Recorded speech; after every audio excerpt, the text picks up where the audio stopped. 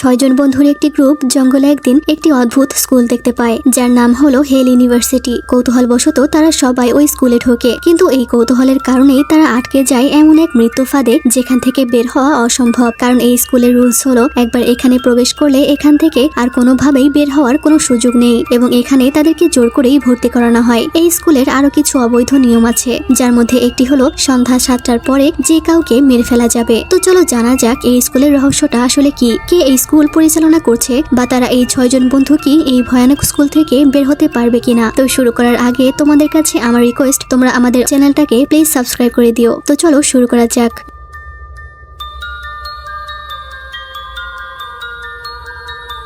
গল্পের শুরুতে আমরা একটি মেয়েকে খুব খারাপ অবস্থায় জঙ্গলের মধ্যে দৌড়াতে দেখি। সে অনেক ভয় পেয়েছিল, তার অবস্থা অনেক খারাপ ছিল। একটা গাছের গুড়ির সাথে লেগে সে পাথরের উপরে পড়ে যায় আর কান্না করতে থাকে। তখনই কেউ তার মুখ চেপে ধরে নিয়ে যায়। এরপর আমরা 6 জন ছেলে মেয়ের একটি গ্রুপ দেখতে পাই। তারা জঙ্গলে কোনো একটা জায়গা খুঁজছিল। মিয়া নামের একটি মেয়ের হাতে পুরানো একটি ম্যাপ ছিল। আসলে তারা গুজবে শুনেছিল এই জায়গাটায় নাকি একটা স্কুল ছিল, কিন্তু স্কুলটা হঠাৎ করেই গায়েব হয়ে গেছে। আর তাই তারা কৌতূহলবশত সেই স্কুলটা খুঁজতে এসেছিল। তারা জায়গাটা খুঁজতে খুঁজতে হাঁপিয়ে উঠেছিল। তখন সেখানে ম্যাট নামের তাদের আরো একজন বন্ধু আসে, আর এরপরে সেখানে আমাদের ফিমেল লিড আসে, যার নাম হলো জেইন। সে বলে, আমরা কি পৌঁছে গেছি? আমি যখন প্ল্যান বানিয়েছিলাম তখন আমি জিপিএস ব্যবহার করেছিলাম, এইসব পুরনো ম্যাপ না। মিয়া বলে, ম্যাপটা অরিজিনাল, আর তারা প্রায় পৌঁছেই গেছে। যাই হোক, এরপর তারা সামনে এগিয়ে যেতে থাকে। তখন জেইন বলে, আমরা আসলে যাচ্ছিটা কোথায়? ম্যাট বলে, আমাদের দি গ্রেট জেন ম্যাডাম এত ভয় কেন পাচ্ছে? তুমি তো সেই না যে আমাকে একটি ছেলে বিরক্ত করার কারণে তুমি তাকে কিক মেরেছিলে। জেন বলে, এটা তোমার এখন মনে আছে? ম্যাট বলে, তোমার সমস্ত কথা আমার মনে থাকে। আর এখানে মনে হচ্ছিল ম্যাট জেনকে পছন্দ করে। অনেকক্ষণ হাঁটতে হাঁটতে জেরম নামের ছেলেটি বলে, আমরা আর কতক্ষণে হেল ইউনিভার্সিটিতে পৌঁছাবো? তারা বলছিল এই জায়গাটা অনেক বেশি ভুতুরে। এরপর মিয়া বলে, ম্যাপ হিসেবে তো এখন ইউনিভার্সিটির গেট পেয়ে যাওয়ার কথা। আর তখনই তারা সামনে একটি গেট দেখতে পেয়ে সেই দিকে এগিয়ে যায়। ওই গেটের সাথে হেল ইউনিভার্সিটি লেখা ছিল। জেন তখন বলে, আমার অদ্ভুত লাগছে, আর কিছুই ঠিক লাগছে না, তাই আমার মনে হয় আমাদের ফিরে যাওয়া উচিত। কিন্তু মিয়া বলে, আমরা এত কষ্ট করে হেঁটে এত দূরে এসেছি, এভাবে কিভাবে চলে যাই? বাকিরাও তখন বলে, হ্যাঁ, আমরা আগে চেক করতে চাই, দেখা যাক তারা কেউ আমাদের কোনো সাহায্য করে কিনা। তখন একজন সেখানে ডাকতে থাকে যে ওখানে কেউ আছে কিনা। কারণ সাড়া না পেয়ে তারা সবাই ওখান থেকে চলে যাচ্ছিল। তখনই তারা হঠাৎ গেটের আওয়াজ পেয়ে ভয় পেয়ে যায়। তারা ওখানে একজন বয়স্ক লোককে দেখতে পায়। সে তাদের জিজ্ঞেস করে, তোমরা এখানে কি করছো? জেরম বলে, আপনি কি এখানকার কেয়ারটেকার? লোকটি অবাক হয়ে জিজ্ঞেস করে, তোমরা এই জায়গাটা খুঁজে পেলে কি করে? ম্যাট তখন বলে, আমরা সবাই আসলে পাহাড়ে হাইকিং করতে করতে হারিয়ে গিয়েছি, আর জঙ্গলের মাঝে এই পরিত্যক্ত স্কুলটা খুঁজে পেলাম। জেরম বলে, আপনাদের কাছে কি পানি পাওয়া যাবে? লোকটি তখন তাদের গেট খুলে দেয় আর সবাইকে ভেতরে আসতে বলে, আর বলে, তবে একটা কথা মনে রেখো, এটা কোনোভাবেই পরিত্যক্ত স্কুল নয়। একজন জিজ্ঞেস করে, তার মানে এখানে কি স্টুডেন্টরা আছে? সে তাদের কিছুই বলে না, শুধু ভেতরে যেতে বলে। কিন্তু জেন অনেক ভয় পাচ্ছিল ভেতরে যেতে। ম্যাট বলে, চলো তাড়াতাড়ি ভেতরে যাওয়া যাক, কারণ সূর্য ডোবার আগেই আবার আমাদেরকে বেরিয়ে পড়তে হবে। তাই তারা ভেতরে চলে যায়। আর যাওয়ার সময় লোকটি তাদেরকে বলে, মনে রেখো এই ইউনিভার্সিটি 7টার পরেই চেঞ্জ হয়ে যায়, যেটার মানে তারা কিছুই বুঝতে পারে না। ভেতরে গেলে লোকটি বলে, তোমাদের এখন আগে রেজিস্টার করতে হবে। এটা শুনে ম্যাট বলে, আমরা শুধু হারিয়ে গিয়ে এখানে এসেছি, আমরা এখানে এনরোলমেন্ট করতে আসিনি। তখন জেরম মজা করে বলে, চলো রেজিস্টার করা যাক, আমরা যদি ক্লাস মিসও করি তবুও তারা আমাদের মা বাবাদেরকে বলবে না, এখানে আমরা মজা করব। আশেপাশে সব স্টুডেন্টরা তাদের দিকে অদ্ভুতভাবে তাকিয়েছিল। তারা সবাই এইসব দেখে অনেক ভয় পাচ্ছিল।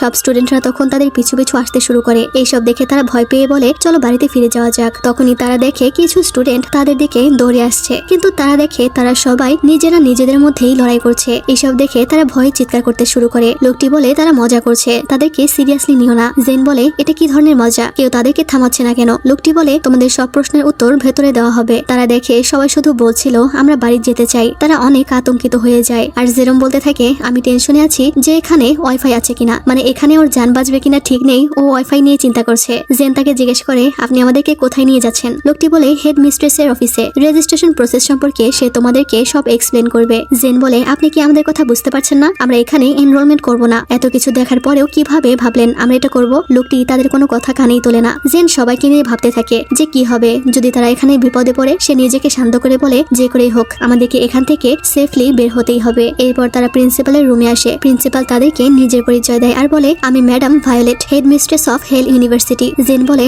বাইরে যে দাঙ্গা হাঙ্গামা হচ্ছে এই সম্পর্কে কি আপনি সবকিছু জানেন? সে বলে, এটা নিয়ে ভেবো না, এটা সবসময় হয়েই থাকে। তখন সে ওই পিয়ন যার নাম নাম হলো ফ্রান্সিসকো তাকে কিছু ডকুমেন্টস দিয়ে সেগুলো পূরণ করতে বলে। মিয়া তাদেরকে জিজ্ঞেস করে এখানে টিউশন ফি কত টাকা, যা শুনে তারা দুজনে হাসে। আর ম্যাডাম ভায়োলেট বলে এখানে কোনো টিউশন ফি নেই, এখানে সবকিছু ফ্রি। ম্যাট বলে এটা কি পাবলিক ইউনিভার্সিটি? সে বলে না, এটা প্রাইভেট ইউনিভার্সিটি। তবে তোমাদের ক্লিয়ার করে দেই যে এটা অন্যান্য প্রচলিত সব ইউনিভার্সিটির মতো সাধারণ ইউনিভার্সিটি নয়। জেন বলে এর মানে কি? সে বলে সন্ধ্যা 7টা থেকে ভোর 5টা পর্যন্ত সময়কে আমরা ব্লাডি নাইট বা রক্তময় রাত বলি। এখানে তোমরা যা চাইবে সবকিছু ফ্রিতে পাবে, এমনকি কাউকে মেরে ফেলাও এখানে অ্যালাউড আছে। যা শুনে তারা সবাই অনেক ভয় পেয়ে যায়। সে বলে আমি তোমাদেরকে ঘরে থাকার সাজেস্ট করব, রুম লক করে তোমরা ঘরে থাকো, যদি বাইরে যাও তাহলে হতে পারে যে তুমি আর জীবিত ফিরবে না। যা শুনে ম্যাট বলে এটা কি কোনো মজা হচ্ছে? কি সব ননসেন্সের মতো কথা বলছেন? তখন ফ্রান্সিসকোর হাতে অস্ত্র দেখতে পেয়ে ম্যাট বলে আমি তো মজা করছিলাম, ব্যাপারটা তো অনেক কুল। জেন বলে কুল মাই ফুট, এগুলো পাগলামি, চলো আমরা সবাই এখান থেকে চলে যাব। এই লোকগুলো আসলে পাগল। তাকে ভ্যানেসা আটকায় আর বলে এটাই তো সেই অ্যাডভেঞ্চার যেটা আমরা খুঁজছিলাম, তাই না? তাই প্লিজ তাদের কথা মেনে নাও। আর তাছাড়াও আজকের রাতটা কাটানোর মতো কোনো জায়গা নেই, বাইরে থাকা আরো ভয়ানক। ম্যাডাম ভায়োলেট তখন ফ্রান্সিসকোকে বলে দেয় তাদের সবাইকে তাদের রুমে নিয়ে যেতে। আর সে জেনকে বলে ভয় থাকা ভালো, কারণ একমাত্র ভয় থাকলেই তুমি এই জায়গায় সার্ভাইভ করতে পারবে। তাই সাবধানে থেকো, কারণ একটা সময় তোমার বন্ধুরাও আর বিশ্বাসযোগ্য থাকবে না, কখনোই অসতর্ক হবে না, হলেই তো জানো যে কি হবে। এরপর তাদেরকে হোস্টেলে আনা হয়। সবাই রুম খুঁজতে থাকে আর জেন শুধু ভাবতে থাকে জায়গাটা অনেক অদ্ভুত। তারা রুমগুলো ভাগ করে নেয়। ম্যাট জেনকে জিজ্ঞেস করে তোমার কি হয়েছে? সে বলে আমি আমার বোন আলিসনকে অনেক মিস করছি। ম্যাট বলে তো চিন্তা করো না, জাস্ট চিল করো, হোস্টেল সহ বাকি সবকিছু ফ্রিতে। জেন বলে কি বলছো এসব? তুমি তো অলরেডি স্কুলে পড়ো, তাই না? ম্যাট তখন তাকে বলে আসলে স্কুল থেকে আমাকে বের করে দেওয়া হয়েছে, এমনকি সে এটা তার মা বাবাকেও বলেনি। সে জেনকে বলে এটা কাউকে না বলতে। জেন বলে এই জায়গায় কোনো গন্ডগোল আছে, আমি এটা ফিল করতে পারছি। ম্যাডাম ভায়োলেট যেটা বললো এটা কোনোভাবেই নর্মাল নয়, কাউকে মেরে ফেলা এখানে লিগাল। আসলে এটা কি ধরনের স্কুল? ম্যাট বলে এটা হয়তো তারা শুধু আমাদেরকে ভয় দেখানোর জন্য বলেছে, এখন তাদের রুলস মানাটাই আমাদের জন্য ভালো হবে। ম্যাট বলে তুমি কি আসলে ভয় পেয়ে আছো? চিন্তা করো না, কিছুই হবে না। আর তুমি তো স্কুলের সবচেয়ে সাহসী মেয়ে ছিলে, আমি তোমাকে কিছুই হতে দিব না। আমরা ছেলেরা তো আছি তোমাদেরকে রক্ষা করার জন্য, তাই এখন রেস্ট নাও। ম্যাট তাকে রেস্ট করতে বলে চলে যায়, কিন্তু জেন তখন বাইরে চলে আসে আর তাদের ক্যাম্পাসটা ঘুরে দেখতে থাকে। তখন সে ব্যাকগ্রাউন্ডে বলে আমার পুরনো স্কুলটা অলরেডি একটা নরকের গর্ত ছিল। সে বলতে থাকে এখানে এতটা শান্ত কেন, সব স্টুডেন্টরা কোথায় গেল? সে তখন এখানে একটা পার্কের সাইনবোর্ড দেখতে পায়, কিন্তু সেখানে জঙ্গল ছাড়া কিছুই ছিল না। সে ওখানকার দোলনায় বসে আর তখনই উপর থেকে মুখোশ পরা কেউ লাফিয়ে নিচে নামে। জেন দেখে তার হাত কেটে গেছে। জেন ভয়ে ভয়ে বলে তুমি কি ঠিক আছো? তোমার হাত দিয়ে তো রক্ত পড়ছে। ছেলেটা বলে এটা আমার রক্ত নয়, তুমি বলো তোমার নাম কি? জেন তার নাম বলে। সে বলে তোমাকে দেখে মনে হচ্ছে তুমি অনেক ভালো মেয়ে, কিন্তু তুমি খুব শীঘ্রই ছুরি ব্যবহার করবে এখানে সার্ভাইভ করার জন্য। এই বলে সে একটা ছুরি বের করে আর সেটা ফেলে দেয়। জেন ভয়ে ভয়ে বলে তুমি কে? সে বলে আমি তোমার বন্ধু নই, আর এখানকার কেউই তোমার মতো নয়, কিন্তু আমি তোমাকে এখন ফ্রিতেই যেতে দিব, কারণ এখন 6:30 বাজে, তোমার কাছে এখনো আধা ঘন্টা বাকি আছে। তাই রুমে গিয়ে সব দরজা বন্ধ করে ফেলো, সবাই এখন তোমার বন্ধুদের উপর নজর রাখছে। এই বলে সে চলে গেলে জেন ভয়ে দৌড়ে ওখান থেকে চলে আসে। এদিকে তারা সবাই কথা বলছিল যে তাদের ফ্যামিলি তাদের নিয়ে অনেক বেখেয়াল, তাদের মা বাবা হয়তো ভাবছে তারা কোথাও পার্টি করছে। ডেভ তখন বলে এত অতিরিক্ত চিন্তা করো না, আমাদের মা বাবারা অবশ্যই আমাদের নিয়ে চিন্তা করে। আর তখনই হঠাৎ ভ্যানেসা চিৎকার করতে থাকে, যার শব্দ শুনে তারা দৌড়ে তার কাছে আসে, কিন্তু তারা দেখে ভ্যানেসা আসলে ওয়াইফাই নেই বলে চিৎকার চেঁচামেচি করছে আর বলছে এখানে ওয়াইফাই, ফোনের নেটওয়ার্ক কোনো কিছুই নেই, আমাকে মা বাবাকে কল করতে হবে, তারা হয়তো আমাকে নিয়ে চিন্তা করছে। মিয়া বলে কাল আমরা বাকিদের সাথে কথা বলবো, হয়তো তাদের কাছে কোনো উপায় আছে। সে বলে কাল মানে? আমার ইনস্টা ফলোয়ার্সরা হয়তো আমার জন্য ওয়েট করছে। সে মেকআপ বের করতে থাকলে মিয়া বলে এটা কি করছো? সে বলে সুন্দর দেখানো সবচেয়ে বেশি ইম্পর্টেন্ট, যদি আমি মারাও যাই তবুও সুন্দরভাবে মারা যাব, চিন্তা করো। তখনই সেখানে জেন চলে আসে আর বলে তার পার্কে একটি ছেলের সাথে দেখা হয়েছিল যার শরীরে রক্ত ছিল, সে তাদেরকে ওয়ার্নিং করেছে। সে বলে আমরা এখানে এসে অনেক বড় ভুল করে ফেলেছি, এটা কোনোভাবেই মজা নয়। তারা বলে সে হয়তো তোমার সাথে মজা করেছে। আর তখনই 7টা বেজে গেলে অ্যালার্ম বেজে ওঠে, অর্থাৎ ব্লাডি নাইট শুরু হয়ে গেছে। সবাই তাদের দিকে দৌড়ে আসতে থাকলে তারা তাড়াতাড়ি করে দরজাটা চেপে ধরে। বাইরে একজন আরেকজনকে কুপিয়ে হত্যা করছিল। দরজা লক করে তারা ওখানে একটি টেবিল ধরে রাখে। এইসব দেখে তারা অনেক ভয় পেতে থাকে। তারা সবাই কান্না করছিল। কিছুক্ষণ পর তারা চলে গেলে দেখা যায় বাইরের সেই ছেলেটা মরে পড়ে আছে। জেন বলে সকালে আমাদেরকে কোনো উপায় অবশ্যই বের করতে হবে। এরপর সকালে তারা ভায়োলেটের কাছে আসে আর তারা বলে তারা এই জায়গা থেকে চলে যেতে চায়। ভায়োলেট বলে কেন, তোমাদের কি সমস্যা? জেন বলে এই ইউনিভার্সিটি সম্পূর্ণভাবে ইল্লিগাল, সরকার কেন কোনো কিছু করছে না? সে বলে কারণ এই ইউনিভার্সিটি সরকার থেকে মুক্ত, তারা আমাদের সংস্পর্শে কখনোই আসতে পারবে না। তারা বলে আমরা এখনই এই জঘন্য স্কুল থেকে চলে যেতে চাই। ভায়োলেট বলে আমাদের এখানে রুলস আছে, একবার তুমি এখানে প্রবেশ করলে এখান থেকে আর ফিরে যাওয়ার কোনো অপশন নেই। ম্যাট বলে আমাদের এখান থেকে যেতে দিন। সে বলে না, তোমরা এটা পারবে না, কারণ তোমরা নিজ ইচ্ছাতেই এখানে প্রবেশ করেছিলে, তাই এখন তোমাদেরকে এর ফল ভোগ করতেই হবে। জেরম চিৎকার করে গালাগালি করতে থাকে আর বলে আমরা পুলিশকে রিপোর্ট করব। সে বলে ঠিক আছে করো। করো, কিন্তু প্রথমে আগে এখান থেকে বের হওয়ার উপায় বের করো। যদি তোমরা পারো তোমাদেরকে কেউ থামাবে না। আর এখন আমি ব্যস্ত, তাই তোমাদের কথা শেষ হলে তোমরা ইউনিফর্ম পরে ক্লাসে চলে যাও। ভ্যানেসা চিৎকার করে বলে, আমরা কি এখানে পড়াশোনা করতে যাচ্ছি? এখানে কি হত্যা ছাড়া আমরা আর কিছু শিখতে পারবো? ভায়োলেট বলে, তবুও হেল ইউনিভার্সিটি একটি স্কুল, আর এখানকার টিচার্সরা হলো বেস্ট টিচার। তোমরা অন্যান্য স্কুলের তুলনায় তাদের থেকে অনেক বেশি কিছু শিখতে পারবে। এমনকি তাদের স্যালারিও নর্মাল নয়, কিছু সময় তারা ডাবল বা ট্রিপল টাকা পায়। তাই এখন দেরি না করে তোমরা ক্লাসে চলে যাও, কারণ স্কুল গভর্নমেন্ট প্রেসিডেন্ট যদি তোমাদেরকে দেখে ফেলে তাহলে এর পরিণতি ভয়ানক হবে। এরপর তারা স্কুলে চলে আসে। ওয়াশরুমে এসে তারা বলতে থাকে যে আমরা এখন এখান থেকে কিভাবে বের হব, আমরা কি আদৌ বের হতে পারবো? তখনই সেখানে একটি মেয়ে এসে হাজির হয় আর বলে, তাহলে তোমরাই সেই নতুন স্টুডেন্ট। আর এই মেয়েটির নাম হলো নিকি। সে বলে, কাল আমি শুনলাম যে 6টি ইঁদুর এখানে প্রবেশ করেছে। নিকি তখন বলে, আমি তোমাদের একটা টিপস দিতে চাই, যদি কেউ তোমাদেরকে ধরার চেষ্টা করে তাহলে তোমরা তাদের হাত কেটে দিবে, কারণ এখানে দয়া করা মানেই বিলাসিতা। এমনকি এখানে সার্ভাইভ করতে কিছু সময় তো একজন আরেকজনকে কেটে খায়। তাই আমি যদি তুমি হতাম তাহলে একা একা চলতাম, কারণ কাউকেই বিশ্বাস করা ঠিক নয়। ভ্যানেসা বলে, আমাদেরকে নিয়ে তোমার চিন্তা করতে হবে না, আমরা এই জায়গা ছেড়ে চলে যাব। সে হেসে বলে, তোমাদের কি মনে হয় তোমরা এই জায়গা ছেড়ে কখনো যেতে পারবে? ঠিক আছে, যখন কোনো রাস্তা বের করবে তখন তাহলে আমাকেও বলো। জেন বলে, কেন, তুমিও কি জানো না এখান থেকে কিভাবে বের হতে হয়? সে বলে, তারা কি তোমায় বলেনি যে একবার এখানে প্রবেশ করলে এখান থেকে বের হওয়া যায় না? এই বলে নিকি ওখান থেকে চলে যায়। এরপর একটি ক্লাসে জেন আর জেরোম আসে। তখন জেন সবাইকে দেখে অবাক হয়ে যায়, কারণ সবাই নর্মাল ছিল। এরপর সে নিকির পাশের সিটে গিয়ে বসে। তার পাশে আরেকটা মেয়ে ছিল যে ড্রয়িং করছিল। জেন তাকে বলে, তুমি কি মাঙ্গা পছন্দ করো? যা শুনে সে অনেকটা রেগে যায়। জেন তখন বলে, তুমি অনেক ভালো আর্ট করতে পারো। তখনই পেছনে দুইটা মেয়ের মধ্যে ফাইট শুরু হয়ে যায়, যা দেখে বাকিরা চিয়ার করতে থাকে। তখনই ক্লাসে টিচার প্রবেশ করে আর সবাইকে থামিয়ে দেয়। নতুন স্টুডেন্টদেরকে দেখে সে তাদেরকে ইন্ট্রোডিউস হতে বলে। তারা দুজন তাদের নাম বলে। জেরোম ইন্ট্রোডিউস হচ্ছিল, তখনই সবাই তার দিকে কাগজ ছুটে থাকে। টিচার তাদের আবারও থামিয়ে দেয় আর ক্লাস শুরু করে। সে তাদেরকে অমৃত সম্পর্কে পড়াচ্ছিল, যেটার মাধ্যমে মানুষ অমর হতে পারে, যেটা মৃত্যুকে ঠেকাতে পারে। বহু বছর ধরে মানুষ এই অমৃত খুঁজছে, যেন মৃত্যুকে থামাতে পারে। এমনকি অনেকেই এটা খুঁজতে গিয়ে মারাও গিয়েছে, কিন্তু বহু বছর কাটার পরেও কেউ এটাতে সফল হতে পারেনি। আর ধীরে ধীরে মানুষ এই অমৃতের কথাটা ভুলেই গেছে। তখনই একটি মেয়ের চিৎকার শুনতে পেয়ে তারা সবাই ক্লাস থেকে বেরিয়ে আসে। এদিকে আমরা মিয়াকে দেখি, তার সাথে একটি ছেলে ধাক্কা লাগে। সে তখন দেখে ছেলেটির লাল চুল এবং সে কিছুক্ষণ পরেই সেখান থেকে গায়েব হয়ে যায়। তখনই মিয়া মাঠের মধ্যে একটা ঝুলন্ত লাশ দেখতে পেয়ে জোরে চিৎকার করতে থাকে। এদিকে জেন এই চিৎকার শুনে জেরোমকে বলে, এটা তো মিয়ার কণ্ঠ। এদিকে আমরা দেখি মিয়া সেই লাশ দেখে ভয়ে চিৎকার করছিল। তখন জেন একটি মেয়ের থেকে জানতে পারে এই স্কুলে আসলে দুইটা পাওয়ারফুল গ্যাং আছে, একটার নাম হলো ব্ল্যাক গ্যাং, আরেকটার নাম হলো ডেভিল গড। মেয়েটি বলে এই কাজটা ব্ল্যাক গ্যাং এর কাজ, কারণ তার গলার মধ্যে পেরেক ঢুকানো হয়েছে, যেটা তাদের চিহ্ন। আর এখন হয়তো ভয়াবহ যুদ্ধ আসতে যাচ্ছে, কারণ এই ছেলেটা হলো রেস সিলভানিয়ার একমাত্র ছোট ভাই। জেন বলে, রেস সিলভানিয়াটা কে? সে বলে, ডেভিল গডের লিডার। আর এখন এই দুই দলের মাঝে আবারও ভয়ানক যুদ্ধ বাঁধতে যাচ্ছে, তোমরা তাদের থেকে দূরেই থেকো। তখনই সেখানে একটি ছেলে এসে সবাইকে ক্লাসে চলে যেতে বলে, আর ছেলেটা অদ্ভুতভাবে জেনের দিকে তাকিয়ে থাকে। এরপর ক্লাসে একজন টিচার কিছুটা লেট করে আসে। তখন নিকি তাকে বলে, আপনি লেট করে ফেলেছেন, আর আপনি কি জানেন না সুপ্রিম ওইসব মানুষদেরকে ঘৃণা করে যারা লেট করে? জেন মনে মনে বলে, এই মেয়েটা কে, আর এত অ্যাটিটিউড কেন দেখায়, আর এই সুপ্রিমটাই বা কে? টিচার নিকিকে সরি বলে ক্লাস শুরু করে, কিন্তু নিকি শুধু জেনের দিকেই অদ্ভুতভাবে তাকিয়ে থাকে আর জিজ্ঞেস করে, তুমি কি সবকিছু জানো? জেন মনে মনে বলে, এই মেয়েটা আসলে কিসের কথা বলছে, সে আমাকে একা কেন ছাড়ছে না? জেন চুপ করে থাকলে সে তার গাল ধরে বলে, তোমাকে আমি জিজ্ঞেস করেছি তুমি সবকিছু জানো কিনা? সে বলে, না আমি কিছু জানি না, কিন্তু আমি নিজে নিজেই সবকিছু জেনে নিব, আমার তোমার কোনো কিছুরই প্রয়োজন নেই। যা শুনে সে হাসে আর বলে, কিন্তু মনে হচ্ছে তোমার কৌতূহল তোমাকে মেরেই ফেলবে, তবে যদি তুমি সত্যিটা জানতে চাও তাহলে এটা তোমাকে বের করতে হবে, অথবা তোমার কাছে আরেকটা সহজ উপায় আছে, সেটা হলো রুলস ব্রেক করতে হবে। সে বলে, তুমি আমাকে একা ছেড়ে দাও, যদি আমার কোনো ব্যাপারে কৌতূহল থাকে সেটা আমি নিজে খুঁজে বের করব। নিকি হেসে তার মুখের চুইনগামটা তার দিকে ছুড়ে দেয় আর বলে, তুমি যদি তাড়াতাড়ি মরতে না চাও তাহলে চুপচাপ রুলস মেনে নাও আর মুখ বন্ধ রাখো। জেন বলে, তুমি আসলে কে? নিকি বলে, আমি এখানকার বড় কুকুরগুলোর মধ্যে একজন, কেউ আমার সাথে এইভাবে কথা বলার সাহস পায় না যেভাবে তুমি বলছো। এই বলে সে কলম দিয়ে তার হাতে আঘাত করতে গেলে জেন তার হাত সরিয়ে নেয়। নিকি বলে, কিন্তু তোমার সাহসের প্রশংসা করতেই হয়, তাই তো তোমার প্রতি আমার অ্যাটেনশন আছে। জেন মনে মনে বলে, এই মেয়েটা আসলে আমাকে টেস্ট করছে, কিন্তু আমার সত্যি ইউনিভার্সিটির সম্পর্কে কিছু জানার আছে। আর তাই সে নিকিকে জিজ্ঞেস করে, আমি জানতে চাই আসলে এই ইউনিভার্সিটিতে কি চলছে। কিন্তু তখনই টিচার তাকে ডেকে ক্লাসে মনোযোগ দিতে বলে, তাই জেন আর কিছু বলে না। এরপর ক্লাস শেষে সবাই কথা বলছিল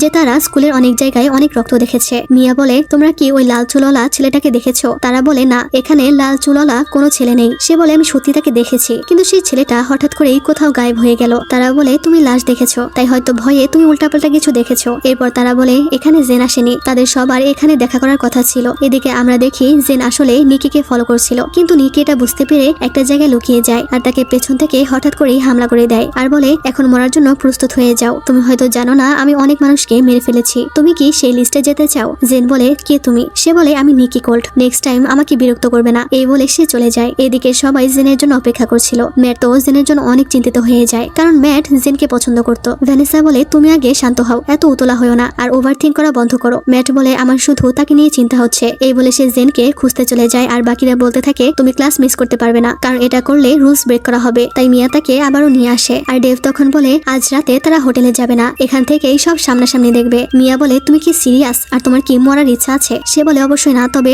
হয়তো সেই লাল চুলওয়ালা ছেলেটাও এখানে থাকবে যাকে নিয়ে তুমি কিউরিয়াস। জেরম বলে ডেভ ঠিক বলেছে, আমরা আর কতদিন এইভাবে হোস্টেলে লুকিয়ে থাকবো। কিন্তু ভ্যানেসা বলে সেফটি ফার্স্ট, আমাদের সবাইকে সেখানে লুকিয়ে থাকতে হবে, তাই হোস্টেলে চলো। ম্যাট বলে কিন্তু জেনকে বাইরে রেখে আমরা এভাবে যেতে পারি না। কিন্তু তাদের কাছে আর কোনো উপায় ছিল না। এদিকে জেন ভয়ে ওই জায়গাটাতেই বসেছিল, আর তখনই সেখানে একটি ছেলে এসে বলে তোমার কি ক্লাস নেই? সে তাকে তার নাম জিজ্ঞাসা করে, আর সে বু করে আওয়াজ করলে জেন ভয় পেয়ে যায় আর বলে তোমার সমস্যাটা কি? সে বলে তুমি এখানে কেন? তোমার কি কোনো ক্লাস নেই? জেন বলে তাতে তোমার কি? এই বলে সে চলে যাচ্ছিল, আর তখনই সে জেনের হাত টেনে ধরে আর বলে এটা তোমার প্রথম ওয়ার্নিং। জেন প্রচুর চিৎকার করে হাত ছাড়ানোর চেষ্টা করতে থাকে। সে বলে ক্লাস টাইমে যদি আমি আবারও তোমাকে এখানে দেখি তাহলে আমি তোমার হাত ভেঙে দেব। এই বলে হাত ছেড়ে দিলে জেন পড়ে যায় আর জিজ্ঞেস করে যে সে কে। তখন সে বলে তার নাম হলো এস, আর সে হলো এই স্কুলের supreme student government president. Jen ভাবে এটাই কি সেই সুপ্রিম যার কথা তখন নিকি বলছিল? তাকে কি সবাই ভয় পায়? আর তখন জেন দেখে এস তার হাত যেখানে ধরেছিল সেখানে পড়ে গেছে, আর এজন্যই সে এত চিৎকার করছিল। আর এরপর সে ক্লাসে চলে আসে, আর ম্যাট তার হাত দেখে বলে সেখানে কি হয়েছে আর কে করেছে এটা? তখন টিচার এটা দেখে বলে এটা তোমার প্রথম ওয়ার্নিং ছিল,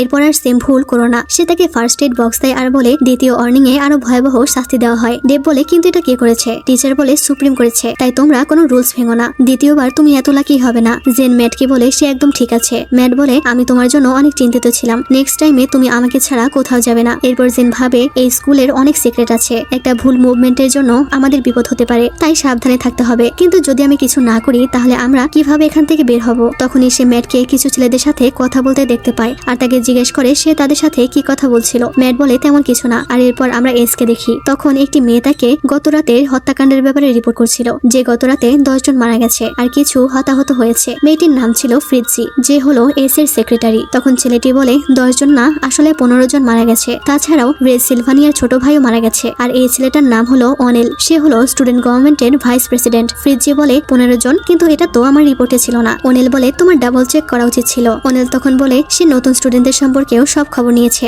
যে তারা সবাই এখানে মিশে গেছে। তবে তাদের মধ্যে একটি মেয়ে আছে যে অনেক বেশি সাহসী। সে তার প্রথম ব্লাডি নাইটে ক্যাম্পাসে হাঁটছিল, এমনকি ক্লাসও মিস করেছে। মেয়েটির নাম হলো জেন। ফ্রিৎজি বলে কিন্তু আমার রিপোর্টে তো এসব কিছুই নেই। এস তখন তাকে বলে তোমার রিপোর্টে এত ভুল কেন? তুমি কি চাইছো আমি তোমাকে সেক্রেটারি থেকে বাদ দিয়ে দিই? এরপর এস তাদেরকে বলে জেনের ব্যাপারে তোমরা খোঁজ নাও, আমি তার ব্যাপারে সবকিছু জানতে চাই। অনিল বলে কিন্তু কেন? সে বলে আমি তোমাদেরকে করতে বলেছি, করো, এত প্রশ্ন করো না, দেখা যাক জেন আর কি কি রুলস ভাঙে। এদিকে জেন দেখে 6:20 বাজে। তখন সে বলে সে ওয়াশরুমে যাবে, যা শুনে তারা সবাই বলে তুমি এটা কি করছো? এখন কেন বাইরে যাবে? তোমার কি মরার ইচ্ছা হয়েছে? কয়েক মিনিটের মধ্যেই তো ব্লাডি নাইট শুরু হবে, অর্থাৎ 7টার পরেই তো ব্লাডি নাইট শুরু হয়। জেন তাদের উপরে অনেকটা বিরক্ত হয়ে যায় আর বলে আমি শুধু বাথরুমে যেতে চাই, আমার সত্যি পি করার প্রয়োজন, আর আমি একদমই লেট করবো না। ম্যাট বলে আমিও তোমার সাথে যাব। তখনই মিস কাত এসে বলে একটা ওয়ার্নিং কি তোমার জন্য পর্যাপ্ত ছিল না? জেন বলে আমি শুধু বাথরুমে যেতে চাই, আর এটা কি রুলস এর এগেইনস্টে? সে বলে না, তবে যত দ্রুত সম্ভব চলে আসবে, আর নিজের কৌতূহল নিজের মধ্যেই রাখার চেষ্টা করো, না হলে এটা তোমার জন্য ভালো হবে না। আর এরপর তারা বাথরুমে চলে আসে, আর জেন ম্যাটকে বলে আমি একাই আসতে পারতাম, তুমি কেন আমার সাথে আসতে গেলে? সে বলে আমি তোমাকে একা ছাড়তে চাই না, আর আমি সবসময় তোমাকে প্রোটেক্ট করতে চাই।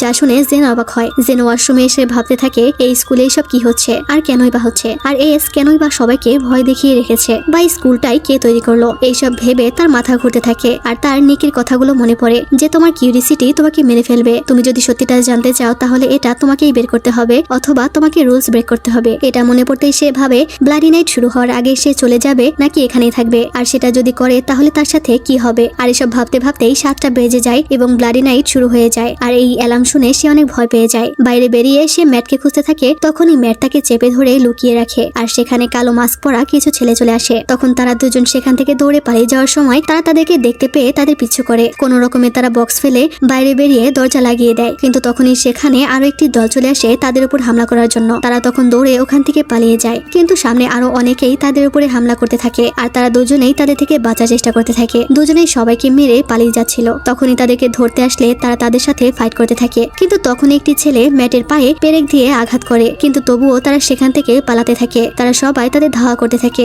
ম্যাট আর জেন একটা জায়গায় লুকিয়ে যায়। তখন জেন তাকে বলে, এখন এই সময় আমাদের সত্যিটা জানার। ম্যাট বলে, তুমি কি পাগল হয়ে গেছো? আমরা মরতে মরতে বেঁচে গেছি। জেন বলে, কিন্তু আমাদেরকে এই জায়গার সত্যিটা সম্পর্কে জানতেই হবে, যেন আমরা এখান থেকে বের হতে পারি। ম্যাট বলে, কিন্তু যদি তুমি এটা করো তাহলে তোমার ক্ষতি হতে পারে। তুমি কি সেদিনের লাশটা দেখোনি? তুমি কি চাও যে তোমার পরিণতি তার মতো হোক? তাই চলো এখন হোস্টেলে ফিরে যাওয়া যাক। কিন্তু জেন বলতে থাকে, এটাই সত্যি জানার একমাত্র সুযোগ। ম্যাট তার কাছে রিকোয়েস্ট করতে থাকে এরকমটা না করার জন্য। সে বলে, আমি এই ইউনিভার্সিটি সম্পর্কে যা জানি সবকিছু তোমায় বলবো, কিন্তু এখন হোস্টেলে ফিরে চলো। যা শুনে জেন একটু শান্ত হয় আর তারা বক্স থেকে বাইরে বের হয়। তারা আসলে ময়লার বক্সে লুকিয়েছিল। ম্যাটের পায়ে অনেক আঘাত লেগেছিল, সে হাঁটতে পারছিল না। তাই সে জেনকে বলে এখান থেকে পালিয়ে যেতে, নিজেকে বাঁচাতে। কিন্তু জেন তাকে কিছুতেই ছেড়ে যাবে না। সে বলে, এটা আমার ভুল ছিল। ম্যাট তখন পড়ে অজ্ঞান হয়ে যাচ্ছিল, তার পা দিয়ে অনেক রক্তও বের হচ্ছিল। তাই জেন তার জন্য অনেক কান্না করতে থাকে। আর তখনই সেখানে সবাই এসে হাজির হয় আর তাদেরকে ঘিরে ফেলে। জেন তাদেরকে বলে, প্লিজ আমাদেরকে ছেড়ে দাও, আমরা তো তোমাদের সাথে ভুল কোনো কিছুই করিনি। সে চিৎকার করে বলে, তোমরা কেন আমাদের সাথে এরকম করছো?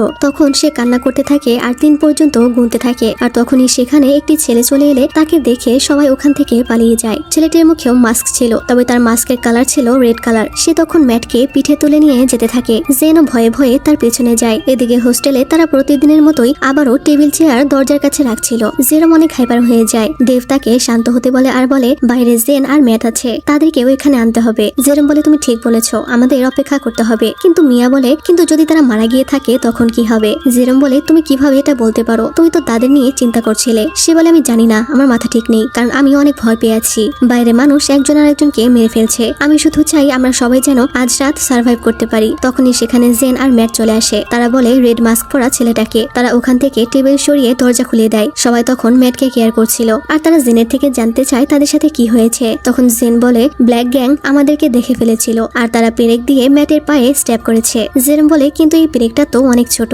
আর ম্যাটকে দেখে এমন মনে হচ্ছে যে সে এখন মারা যাচ্ছে। জেন বলে, আমিও এটা বুঝতে পারছি না। সে হাঁটতে পারছিল না আর জ্ঞান হারিয়ে ফেলেছে, আর এরপরে সে ছেলেটি আমাদেরকে সার্ভাইভ করেছে। তখন সে বলে যে পেরেকের সাথে আসলে বিষ আছে, তাই সে তাদেরকে এটা গরম পানি দিয়ে পরিষ্কার করতে বলে। সে তাদেরকে একটা ইনজেকশন দেয় আর বলে, যদি তোমাদের ফ্রেন্ড স্ট্রং হয়ে থাকে তাহলে সে বেঁচে যাবে। জেন তখন ম্যাটকে ডেকে বলে, ম্যাট দেখো, আমরা এখন সেফ আছি, তুমি ভয় পেও না, আমরা জানি তুমি সার্ভাইভ করতে পারবে। আর তখনই তারা দেখে সেখানে ওই ছেলেটা নেই, যা দেখে তারা অবাক হয়ে যায়। এদিকে ছেলেটা যখন মাস্ক খোলে তখন আমরা তাকে দেখতে পাই, আর তার নাম হলো রেস সিলভানিয়া, যে আসলে ডেমন গড গ্যাং এর লিডার ছিল। আর তার বাম চোখটা লাল ছিল। এরপর জেন তাদের সবাইকে সরি বলে আর তারা সবাই ক্লাসে চলে যায়। আর তখনই ম্যাটের জ্ঞান ফিরে আসলে জেন অনেক খুশি হয়ে যায়। এরপর ম্যাট খাবার খাচ্ছিল, তখন সে হঠাৎ করে অনেকগুলো মরিচ কামড়ে খেতে থাকে, যা দেখে জেন বলে, পয়জনের জন্য কি তুমি পাগল হয়ে গেলে? ম্যাট বলে, না, এটা আমার শরীর শুদ্ধ করবে বিষ থেকে। জেন তখন রেগে তাকে মারতে থাকে। তারা দুজন ফাইট শুরু করে দেয় আর তখন ম্যাট তাকে ধন্যবাদ জানায় বিপদের মুখেও তাকে একা ছেড়ে না দেওয়ার জন্য। জেন তখন তাকে সরি বলতে থাকে, তার জন্যই ম্যাটের বিপদ হতে পারত।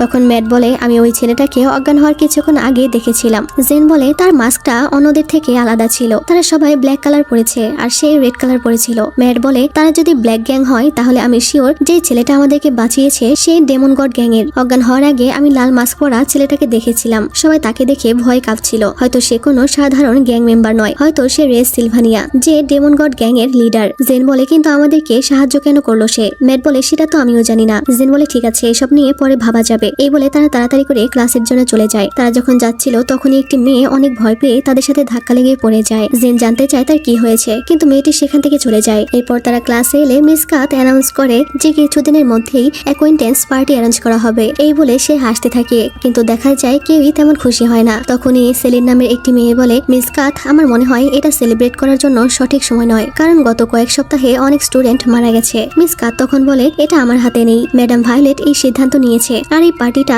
এই শুক্রবারেই হবে। সেলিন বলে, কিন্তু আপনার কি এই পার্টিটা বন্ধ করার ক্ষমতা নেই? সে আরো কিছু বলতেই যাবে, কিন্তু মিস কাত তাকে থামিয়ে দেয়। জেন এই ব্যাপারটা খেয়াল করে আর সে মনে মনে বলে, তুমি যেই হয়ে থাকো না কেন, যে এই সব কিছুর মাস্টার মাইন্ড, আমি এবং আমার বন্ধুরা তোমাকে কিছুতেই ভয় পাবো না। Black gang, demon god gang, তোমাদের সবার আমাদেরকে ভয় করা উচিত। এরপর তারা লাঞ্চ করার সময় জেন সবাইকে বলে, আমরা এই ইউনিভার্সিটি সম্পর্কে কোনো কিছু না জেনেই এখানে প্রবেশ করেছি। আমাদের এখন এই ইউনিভার্সিটির ইতিহাস সম্পর্কে জানতে হবে এবং সমস্ত তথ্য খুঁজে বের করতে হবে, তাহলেই আমরা ফাইট ব্যাক করতে পারবো এবং এখান থেকে পালানোর কোনো পথ খুঁজে পাবো। তারা সবাই ঠিক করে তারা এখন থেকে এই ইউনিভার্সিটির ইতিহাস জানার চেষ্টা করবে। জেন বলে, তার মনে হয় তাদের ক্লাসের সেলিন নামের মেয়েটা হয়তো কিছু জানে, তাই তারা তাকে তাদের দলে আনবে। তখনই সে সেলিনকে ডেকে বলে, আমি তোমাকে কোনো আঘাত করবো না, আমি শুধু তোমার সাথে কথা বলতে চাই। সেলিন তাকে নিয়ে যায় কথা বলার জন্য। আর এই ব্যাপারটা নিক মেয়েকে দেখতে পেয়ে তাদেরকে ফলো করতে শুরু করে। এদিকে তারা দুজনে একটি পরিত্যক্ত জায়গায় আসে আর সেলিন তাকে জিজ্ঞেস করে, তোমাকে আমি প্রথমে জিজ্ঞেস করতে চাই যে তুমি কি এই ইনফরমেশনের জন্য তোমার নিজের জীবন বাজি রাখতে পারবে?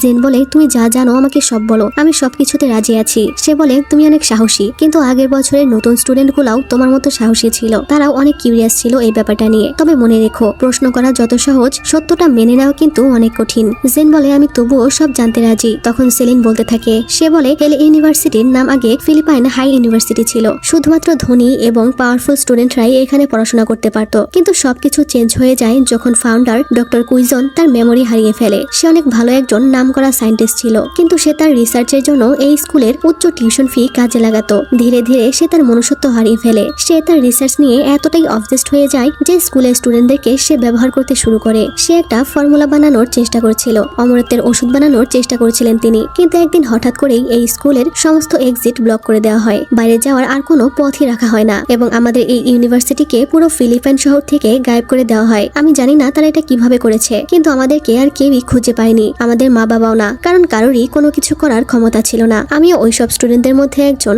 যারা প্রথমবারের মতো এই জাহান্নামে ফেসে গিয়েছিল। আমরা একটা গোপন জগতের মধ্যে আটকে গেছি। সে আমাদের সবাইকে তার এক্সপেরিমেন্টের কাজে ব্যবহার করেছে, যার ফলে একজন আরেকজনকে মেরে ফেলতে শুরু করে। কেউ আত্মরক্ষার জন্য লড়াই করে, আবার কেউ বিদ্রোহ করে, কিন্তু সবাই এইভাবে নিজেদের রাগ বের করতে শুরু করে। এই ব্যাপারটা ছড়িয়ে যেতে একদমই সময় নেয়নি, আর এত হত্যা আর রক্তপাতের পর ধীরে ধীরে ফিলিপাইন ইউনিভার্সিটি হেল ইউনিভার্সিটিতে পরিণত হয়। আর এভাবেই দুইটা দল এখানে তৈরি হয়, যেটার ব্যাপারে তোমরা জানো। আমরা শুনেছিলাম ডক্টর কুইজন তার ফর্মুলা তৈরি করতে সফল হয়েছিল, কিন্তু সে এটা নিজের উপর অ্যাপ্লাই করার আগেই মারা যায়। কিন্তু আমরা শুনেছি যে সেই ফর্মুলাটা একটা স্টুডেন্ট খুঁজে পেয়েছিল, আর ওই স্টুডেন্ট এখনো হেল ইউনিভার্সিটিতেই আছে। আর এই কারণেই তারা এই জায়গাটা পুরো পৃথিবীর কাছ থেকে আড়াল করে ফেলেছে। বাইরের জগতের অনেক ফোর্স এবং সংস্থা এই ইউনিভার্সিটি আর স্টুডেন্টদেরকে এখনো খুঁজে যাচ্ছে, কারণ তারা শুধুমাত্র ওই ফর্মুলাটা পাওয়ার জন্য পাগল হয়ে আছে। আর এটাই হলো হেল ইউনিভার্সিটির সিক্রেট, যে কেন এখান থেকে কাউকে বাইরে যেতে দেওয়া হয় না। তারা বিশ্বাস করে সেই স্টুডেন্ট এখনো এখানেই আছে, আর এটা যে কেউ হতে পারে। হঠাৎ করেই সেলিন অন্যরকম হয়ে যায় আর বলে, কিন্তু সেই ব্যক্তির জীবন বিপদে আছে।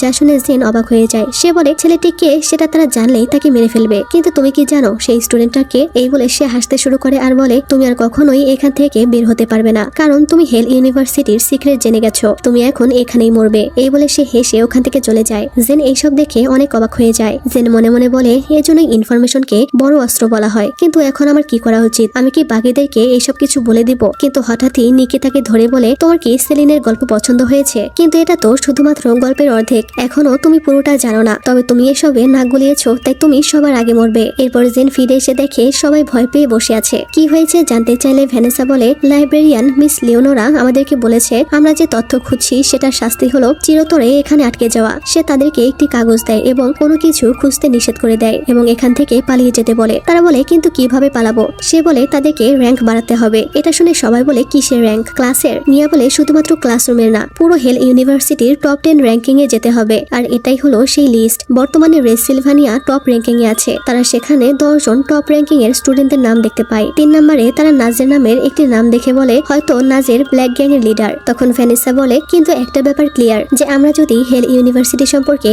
আরো কিছু জানার চেষ্টা করি তাহলে আমরা আরো বেশি বিপদে পড়ব। কিন্তু আমরা যদি র্যাঙ্কিং এ যাওয়ার চেষ্টা করি আমাদের এতে কোনোই ক্ষতি হবে না। আমাদের শুধু ভালো স্টুডেন্ট হতে হবে আর টপ 10 এ জায়গা করে নিতে হবে, তাহলেই আমরা এখান থেকে বের হতে পারবো। মিয়া জেনকে জিজ্ঞেস করে সেলিন তাকে কি বলল, কিন্তু জেন তাদেরকে এসব কিছুই বলে না, কারণ সে তার বন্ধুদেরকে বিপদে ফেলতে চাইছিল না। আর এরপর অ্যাকোয়েন্টেন্স পার্টির পোস্টার নিয়ে দুটো ছেলে মারামারি বাঁধিয়ে দেয়, কিন্তু প্রিন্সিপাল সেটা দেখেও তাদের কিছু বলে না। তখনই সেখানে এসে তাকে থামিয়ে দেয়। তখন প্রিন্সিপাল স্টেজে উঠে সবার উদ্দেশ্যে বলে, শুক্রবারের মধ্যে ডেকোরেশন কমপ্লিট হয়ে যাবে আর এই ইভেন্টটা হবে একটা ম্যাস্কুরেড, অর্থাৎ ছদ্মবেশে আসতে হবে। সে বলে, তাই সবাইকে অবশ্যই মাস্ক পরতে হবে, কিন্তু কেউ কালো অথবা লাল রঙের মাস্ক ব্যবহার করতে পারবে না, কারণ ডেমন গড গ্যাং আর ব্ল্যাক গ্যাং এই কালারের মাস্ক পরে। যারা গ্যাং এর বাইরে তারা এই কালার পরতে পারবে না। আর ওই দিন রাতে ব্লাডি নাইট বন্ধ ঘোষণা করা হবে। সেদিন কাউকে হত্যা করা নিষেধ। কেউ যদি এই রুলস ভাঙে তাকে মৃত্যুদণ্ড শাস্তি দেওয়া হবে। সে তখন এসকে ডাকে বাকি অ্যানাউন্সমেন্টের জন্য। এস সবাইকে বলে সে ওই দিন ইভেন্টে অংশগ্রহণ করবে না, কিন্তু সবাইকে সে সাবধান করে বলে, আমি তোমাদের সবার উপর নজর রাখবো। এরপর জেন স্কুলের দেওয়ালে একটা নোটিশ দেখতে পায়, যেখানে লেখা ছিল স্টুডেন্ট গভর্নমেন্ট প্রেসিডেন্টের সেক্রেটারি পজিশন নিয়োগ দেওয়া হবে, মানে ফ্রিৎজিকে এস তার সেক্রেটারি পজিশন থেকে বাদ দিয়ে দিবে। আর তখনই সেখানে ফ্রিৎজি এসে তার পাইপাড়া দিয়ে ঝগড়া শুরু করে দেয় আর বলে, তুমি আমার পদ কেন আটকে আছো? আমি হলাম এখানকার সুপ্রিমের secretary miss, I don't care তোমার নাম। জেন বলে, কিন্তু তুমি ফর্মার সেক্রেটারি, তুমি কি পড়তে পারো না? ফ্রিজি বলে এটা জাস্ট একটা কাগজ, আমি এখনো আমার পজিশন হারাইনি। জেন হেসে বলে তোমাকে অলরেডি তোমার পজিশন থেকে লাথি মেরে সরিয়ে দেওয়া হয়েছে, তাই তো নোটিশ দেওয়া হয়েছে মিস। আই ডোন্ট কেয়ার তোমার নাম। জেন একইভাবে কথাটা ফ্রিজিকে বলে আর বলে হয়তো তুমি এটার জন্য অযোগ্য ছিলে, তাই না? এই বলে সে কাগজটা ছিঁড়ে তার মুখে ছুঁড়ে মারে। এতে ফ্রিজি প্রচন্ড রেগে তার চুল ধরে মারতে শুরু করে। তখন সে দেওয়ালের সাথে তার মাথা বারবার আঘাত করতে থাকে আর এতে জেনের মাথা ফেটে রক্ত ঝরতে থাকে। তখনই আবার অনেল এসে তাকে ধরে বলে তোমার সাহস কি করে হলো সুপ্রিমের সেক্রেটারিকে কষ্ট দেওয়ার, আর আমাদের একজনকে অপমান করা মানেই আমাদের সবাইকে অপমান করা। জেন বলে তোমার কি মনে হচ্ছে আমি তোমাদের কেয়ার করছি? সে বলে আমি আমার সমস্ত ক্ষমতা ব্যবহার করব তোমাকে ধ্বংস করতে। জেন বলে তোমার যত ক্ষমতা আছে তুমি ইউজ করতে পারো, কিন্তু এটা সত্যটা কখনোই বদলাবে না, কারণ ফ্রিজি একটা কুকুর আর তুমি হলে একটা গাধা। যা শুনে অনিল তাকে মারতে যায়, কিন্তু ঠিক তখনই সেখানে এসে তার হাত ধরে ফেলে আর তাকে দূরে সরিয়ে দেয় আর বলে যদি তোমরা আর একবার তার গায়ে হাত দাও তাহলে তোমাদের দুজনের জন্য এটা থার্ড ওয়ার্নিং হবে। অনিল বলতে থাকে এটা নাকি জেনের দোষ। অনিল এক্সপ্লেন করতে চায়, কিন্তু এস চিৎকার করে সবাইকে রুম থেকে বের হয়ে যেতে বললে সবাই দৌড়ে চলে যায়। তখনই জেন পড়ে যাচ্ছিল, কিন্তু এস তাকে ধরে ফেলে। জেন তাকে বলে আমাকে এখনই মেরে ফেলো। এস বলে এখনই নয়, আগে তোমাকে সুস্থ হতে হবে। সে তাকে কোলে নিয়ে বলে কারণ তুমি হলে সেই টাইপের মানুষ যে আমার সেক্রেটারি হওয়ার যোগ্য, তাই তোমার তাড়াতাড়ি চিকিৎসা দরকার। এরপর সে তাকে মেডিকেল রুমে নিয়ে আসে আর নার্সকে বলে আমি আমার সেক্রেটারির কপালে কোনো ধরনের দাগ দেখতে চাই না। এই বলে সে চলে যাচ্ছিল, তখন জেন তাকে ডেকে বলে আমি এখনো সেক্রেটারি পজিশনের জন্য হ্যাঁ বলিনি। এস তাকে ইগনোর করে চলে যায়, মানে সে রাজি না হলেও তাকে তার সেক্রেটারি হতেই হবে। পর অনেকক্ষণ ঘুমানোর পর জেন জেগে দেখে তার ফ্রেন্ডরা তার পাশে বসে আছে। তখন তারা তাকে জিজ্ঞেস করে কেন সুপ্রিম তার সাথে এটা করলো। জেন বলে সুপ্রিম করেছে মানে? তারা বলে হ্যাঁ, পুরো স্কুল এটার ব্যাপারে জানে, অনেকে তো দেখেওছে যে সুপ্রিম তোমার সাথে এটা করেছে। জেন বলে তোমরা কি তাদের কথা বিশ্বাস করবে নাকি আমাকে বিশ্বাস করবে? অনিল আমাকে মারতে যাচ্ছিল কারণ আমার তার কুকুর গার্লফ্রেন্ডের সাথে ঝগড়া বেঁধেছিল, আর তখনই সুপ্রিম আমাকে এসে বাঁচায়। যদি সে আমাকে এখানে না নিয়ে আসতো তাহলে আমার সাথে অনেক খারাপ কিছু হতো। তখনই সেখানে অনিল এসে তার সামনে হাঁটু গেড়ে বসে ক্ষমা চাইতে থাকে, যা দেখে তো সবাই হতবাক হয়ে যায়। সে প্রচন্ড অনুরোধ করতে থাকে তাকে যেন জেন ক্ষমা করে দেয়। এক পর্যায়ে মাথা নত করে কান্না শুরু করে দেয় আর বলে মিস জেন প্লিজ আমাকে ক্ষমা করে দিন, কারণ আমি এখনই মরতে চাই না। এটা শুনে সবাই আরো অবাক হয়। জেন তখন তাকে ক্ষমা করে দেয় আর এখান থেকে চলে যেতে বলে। তারা জেনকে জিজ্ঞেস করে ভাইস প্রেসিডেন্ট কেন তার থেকে এইভাবে ক্ষমা চাইলো। সে বলে তোমরা এটা নিয়ে ভেবো না, এটা তেমন কিছু না। আর এরপর অ্যাকোয়েন্টেন্স পার্টির দিন চলে আসে, সবাই এনজয় করতে থাকে আর সবাই নিজ ইচ্ছা মতো মাস্ক বেছে নেয়। তখন আমরা জেনদেরও এখানে দেখতে পাই, তারাও মাস্ক পরে পার্টিতে আসে আর তারা বলে আজকে এই জায়গাটাকে নর্মাল স্কুলের মতো মনে হচ্ছে। ছেলেরা তখন মেয়েদেরকে বলে দেয় তাদের আশেপাশেই থাকতে, আজকে ব্লাডি নাইট নিষিদ্ধ, কিন্তু সাবধানের তো মার নেই। তারা কাউকে বিশ্বাস করতে পারে না। তখনই সেখানে লাল চুলওয়ালা সেই ছেলেটাকে মিয়া দেখতে পায় আর সে বাকিদেরকেও দেখায়। সবাই একে একে পার্টিতে এন্ট্রি করে আর গ্যাং মেম্বাররা লাল এবং কালো রঙের মাস্ক পরেছিল। এরপর সেখানে ফ্রিজি এসে অ্যানাউন্স করে যে সে আজকে রাতের হোস্ট। সে সবার প্রশংসা করে বলে যে সবাইকে অনেক গর্জিয়াস লাগছে, কিন্তু নতুন স্টুডেন্ট মানে জেনদেরকে সে সবার সামনে অপমান করে। যাই হোক, এরপর সে প্রিন্সিপালকে স্টেজে ডাকে আর প্রিন্সিপাল পার্টি শুরু করতে বলে আর রেজ গিয়ে ডিজে মিউজিক অন করে। সবাই তখন এনজয় করতে থাকে পার্টিতে যা করে আর কি। তখন অনিল জেনের কাছে এসে তাকে কংগ্রাচুলেট করে সেক্রেটারি হওয়ার জন্য। জেন বলে আমি এখনো হ্যাঁ বলিনি। সে বলে কিন্তু তোমার কাছে এটা ছাড়া আর কোনো অপশন নেই, এমনিতেও তুমি সেক্রেটারি হয়ে যাওয়ার কারণে টপ 9-এ জায়গা করে নিয়েছো। যা শুনে বাকিরা খুশি হয়ে যায় যে জেন টপ 10 এর মধ্যে 9 পজিশনে আছে। কিন্তু ম্যাট বলে এই পজিশন অ্যাকসেপ্ট করো না জেন, কারণ এটা হেল ইউনিভার্সিটি, এখানে কাউকেই বিশ্বাস করা ঠিক নয়। তখন বাকিরা বলে এটা তাকেই সিদ্ধান্ত নিতে দাও যে সে কি করবে। জেন বুঝতে পারে না সে কি করবে, তাই সে রেগে ড্রিঙ্কস করতে থাকে আর বিরক্ত হয়ে তাদের থেকে দূরে চলে আসে। তখনই তার ওই ড্রিঙ্কসটা ডেভ নিয়ে খায় আর এইদিকে ওই ড্রিঙ্কস করার ফলে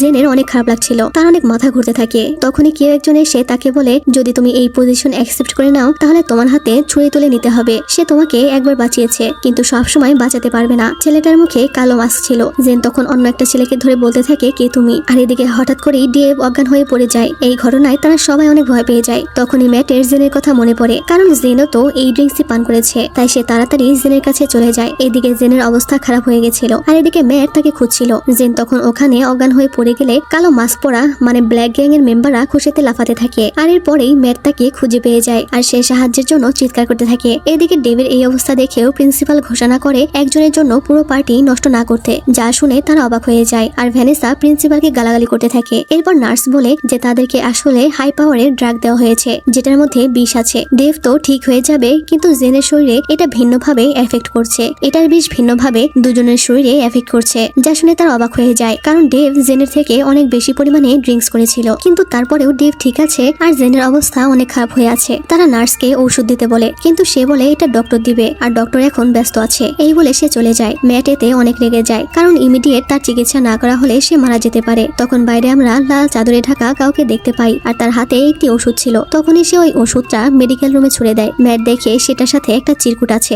যেখানে এটা তাড়াতাড়ি জেনকে খাইয়ে দিতে বলা হয়েছে, কিন্তু তারা এটা বিশ্বাস করতে পারছিল না, কারণ এটা কেনাকে দিয়েছে, যদি এটা খেয়ে তাদের অবস্থা আরো খারাপ হয় তখন কি হবে। কিন্তু ম্যাট বলে আমাদের কাছে কি আর কোনো উপায় আছে, আমি যদি কিছু না করি তাহলে তারা এমনিতেই মারা যাবে। জেরম বলে ম্যাট ঠিক বলেছে। সে তখন তাদের দুজনকে ওষুধ খাইয়ে দেয়। এদিকে এস পার্টি থেকে চলে যাচ্ছিল, তখন প্রিন্সিপাল এসে বলে তোমার কি পার্টিতে ভালো লাগছে না, কারণ আজকে রক্তপাত হয়নি বলে। এস বলে কিন্তু কিছুক্ষণ আগে যেটা হলো সেটা কি ছিল, এই বলে সে চলে যায়। কিন্তু এদিকে তাদের দুজনের কোনো উন্নতি হচ্ছিল না, তারা অনেক চিন্তিত হয়ে যায়। আর তখনই হঠাৎ ডেভের জ্ঞান ফিরে আসে, কিন্তু জেনের জ্ঞান ফিরছিল না। তারা বুঝতে পারে না এটার কারণ কি। আর তখনই সেখানে লাল চাদর পরা সেই মেয়েটাকে আমরা দেখতে পাই। সে মেডিকেল রুমে আসে। তারা জিজ্ঞেস করতে থাকে তুমি কে। সে বলে আমি তোমাদের শত্রু নই, আমি তোমাদের সাহায্য করার জন্য এখানে এসেছি। এটা বলতে বলতেই সে জেনের বুকে কিছুটা কেটে দেয় আর আবারও ওই ওষুধটা খাইয়ে দিতে বলে। ম্যাট আবারও জেনকে ওষুধটা খাইয়ে দেয় আর তখনই জেনের জ্ঞান ফিরে আসে। মেয়েটি বলে এই ওষুধটা রক্ত পরিষ্কার করবে। প্রথমে এটা কাজ করেনি কারণ সে ঘুমিয়েছিল, এর জন্যই আমি তার বুক কেটে দিয়েছি যেন সে জেগে যায়। তারা জেনকে নিয়ে ব্যস্ত হয়ে পড়ে আর এরই মধ্যে মেয়েটি হঠাৎ গায়েব হয়ে যায়। পরদিন জেন আর ডেভ পুরোপুরি সুস্থ হয়ে যায়, যা দেখে তারা সবাই অবাক হয়ে যায়। আর ভ্যানেসা বলে তোমরা কি সত্যি একদম সুস্থ, তোমাদের কি মাথা ঘোরানো বা অন্য কোনো সমস্যা হচ্ছে না। কিন্তু তারা বলে তারা একদম সুস্থ হয়ে গেছে এবং আগের থেকেও অনেক ভালো আছে। জেন বলে কিন্তু ওই মেয়েটা কে ছিল যে আমাদেরকে বাঁচালো। তখনই টিচার চলে এলে তারা জিম ক্লাসে চলে যায়। তখন ক্লাসের সেলিন তাকে বিরক্ত করতে থাকে আর বলে তোমার কাউকেই বিশ্বাস করা উচিত নয়, এমনকি তোমার ফ্রেন্ডদেরকেও না। জেন তখন বিরক্ত হয়ে ক্লাস থেকে বেরিয়ে আসে আর তখনই সে আবারও সেই মেয়েটাকে দেখতে পায়। মেয়েটি কিছু একটা দেখে ভয় পাচ্ছিল, সে তার পেছনে যেতে শুরু করে আর জেনকে যেতে দেখে ম্যাট, জেরোম আর ডেভও তাকে ফলো করতে শুরু করে। এদিকে জেন ওখানে এসে মেয়েটিকে খুঁজছিল আর বলছিল আমি তোমাকে সাহায্য করতে চাই। সে দরজা খুলে মেয়েটির এই অবস্থা দেখে চিৎকার করতে থাকে আর তখনই সেখানে সবাই চলে আসে আর বলে এখন তো 7টা বাজেনি, তাহলে কে তার এই অবস্থা করলো। মেয়েটির এই অবস্থা দেখে জেনের বমি চলে আসে আর তখনই স্টুডেন্ট গভর্নমেন্টের অ্যাডমিন এসে সবাইকে তাড়িয়ে দেয় আর জেনকে তার অফিসে নিয়ে যেতে চায়। তারা বলে জেন কিছুই করেনি, মেয়েটির আগেই এই অবস্থা হয়েছে। সে বলে আমরা শুধু তার সাথে কথা বলবো। এরপর সেখানে সে জেন দেখে এস পায়ের উপর পা তুলে বসে আছে, যা দেখে জেন ভাবে অ্যাডমিন কেন তাকে ভয় পাচ্ছে। এস তাকে বসতে বলে। জেন তাকে সরাসরি বলে যদি এটা ওই মেয়েটার ব্যাপারে হয়ে থাকে তাহলে আমি বলতে চাই আমি এটার সাথে ইনভলভ নই। এস বলে তুমি অনেক রুড, আর তুমি কি ভুলে যাচ্ছ যে তুমি এসএসজি প্রেসিডেন্টের সামনে বসে আছো। যাই হোক আমি তোমার ব্যাপারে বলার জন্যই ডেকেছি, তোমার এসএসজি সেক্রেটারি পজিশনের ব্যাপারে। জেন বলে আমি কতবার বলবো যে আমি এই পজিশনের ব্যাপারে ইন্টারেস্টেড নই। এস বলে আমি তোমার মতামত চাইনি, আমি তোমাকে পিক করেছি এই জবের জন্য, তাই তোমাকে এটা করতেই হবে। সে বলে আমি এটা করতে চাই না। এস বলে তুমি হয়তো জানো না যে এসএসজি সেক্রেটারি হলে তুমি কতগুলো সুযোগ সুবিধা পাবে, এটাতে তোমার অনেক বেনিফিট আছে, তুমি সবকিছু জানতে পারবে। একবার তুমি এই পজিশন পেয়ে গেলে তুমি সবাইকে কন্ট্রোল করার ক্ষমতা পাবে এবং মানুষ তোমাকে ভয় পেতে শুরু করবে। জেন তখন বলে আমি এটা ভেবে দেখবো। তখন এস তাকে জিজ্ঞেস করে তুমি এখন কেমন আছো, গত রাতের ব্যাপারে আমি জানতে পেরেছি। জেন বলে তুমি কোন ব্যাপারে জিজ্ঞেস করছো, কারণ অনেক কিছুই তো ঘটে গেছে। সে দাঁড়িয়ে যায় আর বলে আমার ক্লাস আছে, আমাকে চলে যেতে হবে। এই বলে সে চলে যাচ্ছিল।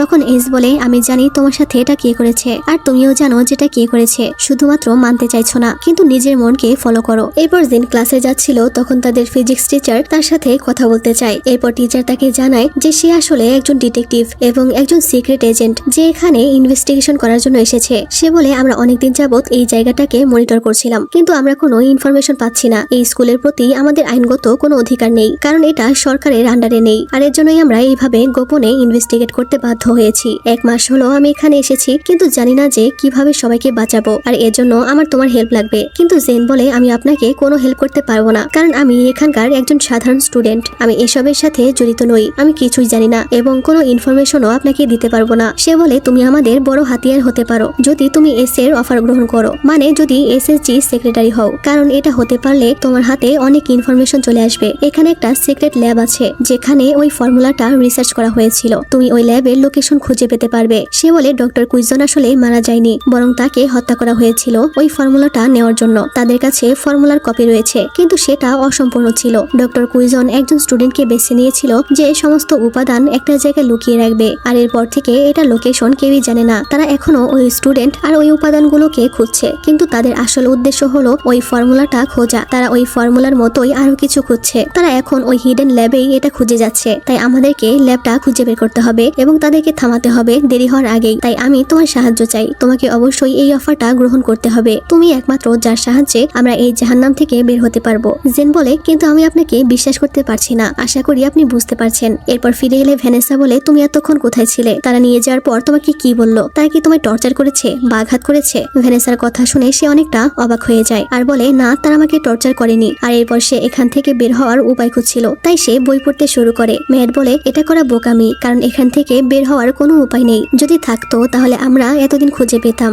জেন বলে, তাহলে কি আমরা হার মানবো? ম্যাট বলে, না, কারণ আমরা প্রমিস করেছিলাম যে আমরা সবাই এখান থেকে একসাথে বের হব। একমাত্র ম্যাটই আছে যাকে সে মন থেকে বিশ্বাস করতে পারে। সে তার হাত ধরে ম্যাটকে ধন্যবাদ জানায় তাদের পাশে থাকার জন্য। ম্যাট তখন বলে, তুমি যে কোনো সমস্যায় পড়ো বা তোমার যে কোনো প্ল্যান থাকুক না কেন, আমি সবসময় তোমার পাশেই আছি। আমি প্রমিস করছি আমি কখনোই তোমাকে ছেড়ে যাব না। যা শুনে জেন খুশি হয়ে যায় আর ম্যাট তার হাতে একটা কিস করে, কিন্তু তখনই র্যাক থেকে সব বইগুলো পড়ে যেতে থাকে। আমরা দেখি এস সেখানে ছিল আর এসব দেখে সে অনেক রেগে গেছিল। মানে হতে পারে সে জেনকে পছন্দ করতে শুরু করেছে। এস ওখান থেকে চলে যায় আর তারা বলতে থাকে, এটা কি ভূমিকম্প ছিল? তারা বুঝতে পারে না যে ব্যাপারটা কি হলো। এরপর ব্লাডি নাইট শুরু হয় আর সবাই বাইরে প্রচুর মারামারি করতে থাকে। এদিকে জেন সেক্রেটারি পজিশন আর আন্ডারকভার মিশন এই সবকিছু নিয়ে চিন্তা ভাবনা করছিল। সে বুঝে উঠতে পারছিল না যে সে কি করবে। যদি সে এসকে হ্যাঁ বলে তাহলে তার অনেক পাওয়ার হবে, কিন্তু এখানে নিশ্চয়ই কোনো গন্ডগোল আছে। আর অন্যদিকে সাল আলভারেজ যে একজন সিক্রেট এজেন্ট, সে আমার থেকে সাহায্য চাইছে, কিন্তু আমি কি এটা করতে পারবো? আমি তো নিজেই নিজেকে বাঁচাতে পারি না। কিন্তু কি হবে যদি তারা দুজনেই আমাকে মিথ্যা বলে থাকে? এটাও তো হতে পারে যে তারা তাদের খেলায় আমাকে ব্যবহার করছে।